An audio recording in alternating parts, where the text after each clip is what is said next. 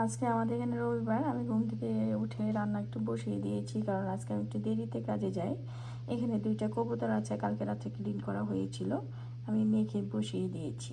যে পুঁই শাক, এই পুঁই শাকগুলি আমার বাগানেরই অল্প করে তোলা হয়েছে, তো এটা এই জন্য আমি আজকে চিংড়ি মাছ দিব না, এমনি আমি একটু ভাজি করে নেব পুঁই শাক, রসুন পেঁয়াজ আর কাঁচামরিচ দিয়ে।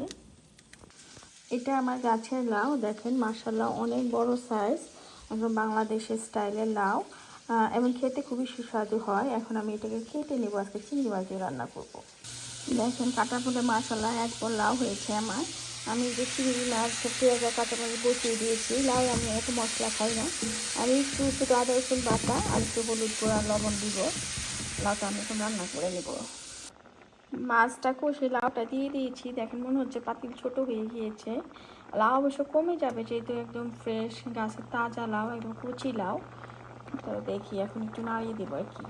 লাউ বসিয়ে দিয়ে একটু বাগানে এসেছি, বাগানে আসলে যেন না আসলে কেমন কেমন লাগে, গাছগুলি একটু দেখতে এসেছি।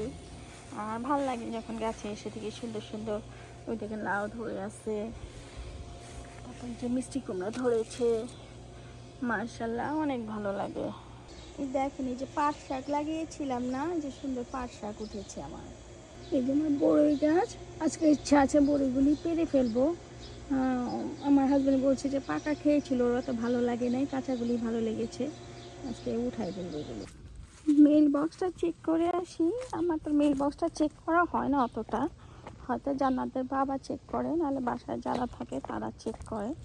মেল না থাকার সম্ভাবনা বেশি, যেহেতু 4th of July-তে অফ ছিল। তারপর একটু চেক করে দেখি আর কি কিছু আছে নাকি, না থাকলে নাই।